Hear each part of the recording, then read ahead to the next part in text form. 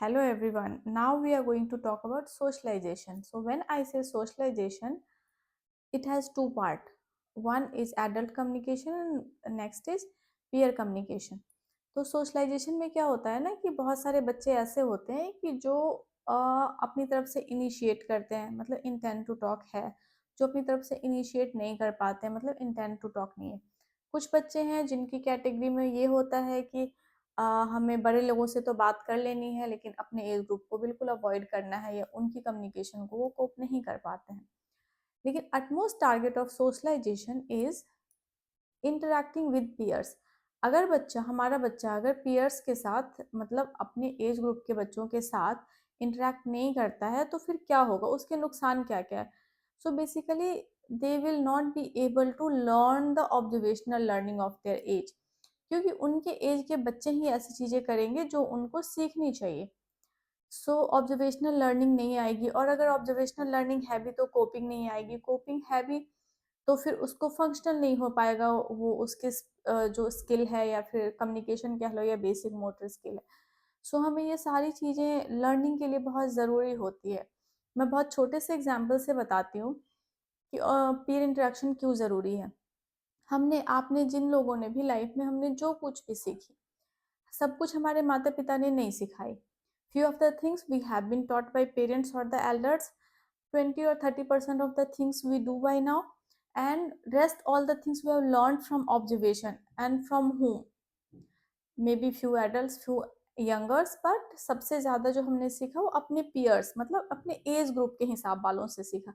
मतलब स्कूल में हो या कॉलेज में हो या फिर वर्क प्लेस पे हो या फिर किसी सोशल गैदरिंग में हो। कंपैरिजन भी तो हमारा ऐसे ही होता है ना कि देखो वो तुम्हारा दोस्त ऐसा कर रहा है, तुम्हारी कजिन ऐसा कर रही है, वो ऐसा कर रहा है, मतलब हम एक एज ग्रुप से तुलना करते हैं। हम किसी 8 साल के बच्चे को 15 साल के बच्चे से तुलना नहीं करते बिहेवियर के लिए या स्किल के लिए। क्यों नहीं करते? उसके पीछे एक बेसिक लॉजिक है, क्योंकि बच्चे अपने एज, मतलब 1 साल 2 साल आगे, 1 साल 2 साल पीछे के बच्चे से सीखते हैं, क्योंकि बिल्कुल exact age, pin pointed age group नहीं होता है, कभी भी नहीं होता है। अगर बच्चा सोशलाइज़ नहीं करेगा in terms of peer interaction, तो उसकी ऑब्जर्वेशनल लर्निंग अच्छी नहीं है, या है भी तो वो उसको यूज़ नहीं कर पाएगा, right? So that is the reason कि सोशलाइजेशन के लिए पीयर इंटरैक्शन क्यों ज़रूरी है। पीयर इंटरैक्शन के लिए सबसे जो बहुत बेसिक तरीका है कि आप कोशिश करो कि जब भी एक लेवल के, एक एज ग्रुप के बच्चे या थोड़े बड़े छोटे बच्चे हो, तो उनको एक कॉमन गेम करवाने की। और जहाँ पे बच्चे डीले हैं या बच्चे बहुत छोटे हैं, तो ऐसे गेम कराओ जिसमें वर्ड्स कम है और इंटरेक्शन, फिजिकल इंटरेक्शन ज़्यादा है। For example bowling game, for example run, for example musical chair. उससे क्या होगा ना कि बच्चे आपस में एक दूसरे के साथ खेलना पसंद करेंगे, और फिर उसमें धीरे धीरे शब्द डालते जाओ।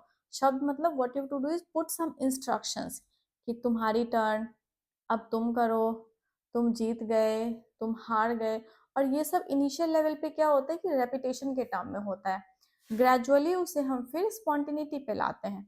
सो दैट इज वन। देन जो बच्चे थोड़े से बेसिक सोशल लेवल पे हैं, तो what you do, you can make a talk buddy. मतलब आज हम इस बच्चे से बात करेंगे। दो चार बच्चे तो सबकी लाइफ में होते हैं ना जिनको पसंद आते हैं, कि फॉर एग्जाम्पल आज टिया होगी तो आप टिया से क्या क्या बातें कर सकते हो। ये अगर आरव मिला तो आरव से क्या-क्या बातें कर सकते हो, अगर ये मिला तो क्या-क्या बातें कर सकते हो। उनके साथ उनको ऑप्शन दो, कि आप ये पूछ सकते हो। शुरू-शुरू में क्या होगा, बच्चे सिर्फ पूछेंगे, they will not wait for response.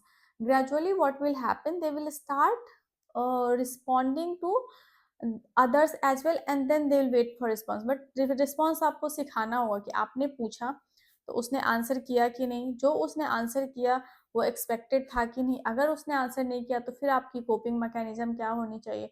One by one step gradually की इंस्ट्रक्शन देना, इंस्ट्रक्शन लेना, क्वेश्चन करना, क्वेश्चन के रिस्पॉन्स लेना, फिर दूसरा बच्चा कुछ पूछेगा तो कम्युनिकेशन को मेंटेन करना। फिर मेंटेन किया तो उसकी टॉपिक कैसे डाइवर्स की जाए, क्योंकि अगर आपने 4 क्वेश्चन सिखा दिया तो बच्चा 4 क्वेश्चन हमेशा पूछ के फिर रुक जाएगा। कि कंटेंट देना, अगर हम किसी स्कूल वाले फ्रेंड से मिल रहे हैं तो हम क्या बातें करेंगे, अगर हम किसी पार्क वाले फ्रेंड से मिल रहे हैं तो क्या बातें करेंगे, अगर हम किसी नेबर से मिल रहे हैं, नेबर के बच्चे से मिल रहे हैं जो हमारे घर आते जाते हैं तो हम क्या बातें करेंगे, मतलब you have to teach them the circumference of talk content to talk with the peers, right. वहाँ पे क्या होता है कि आपको फिर से कंटेंट शुरू शुरू में देना पड़ेगा, because without content they are not, they are lost, they don't know what to start, how to start, where to start. So इस तरह से जिस बच्चे की जो भी लेवल है उसके नेक्स्ट लेवल पे आप जा सकते हो कि initiation, maintenance and response taking and closure of the communication. Greeting से स्टार्ट कर सकते हो, छोटे छोटे गेम्स से स्टार्ट कर सकते हो, प्ले डेट से स्टार्ट कर सकते हो, रेगुलर पार्क विजिट से स्टार्ट कर सकते हो, wherever you are, like कोई भी एक्टिविटी क्लास से स्टार्ट कर सकते हो। बिकॉज लैंग्वेज का अटमोस्ट गोल होना चाहिए सोशलाइजेशन। सोशलाइजेशन अगर नहीं आई तो हमारी लैंग्वेज इतनी फ्रूटफुल नहीं है, मतलब वो सिर्फ नीड और डिमांड पे ही रह गई या फिर एडल्ट के साथ ही रह गई, और जब तक बच्चा अपने एज ग्रुप के साथ नहीं जाएगा उसकी कंप्लीट लर्निंग नहीं हो सकती है। So peer interaction is very important to learn the all the basic life skill. अगर पीयर इंटरेक्शन नहीं होगी तो बच्चा लाइफ स्किल नहीं सीख सकता है। So it is very important, work on it, let me know how did you feel and how it help you. Thank you.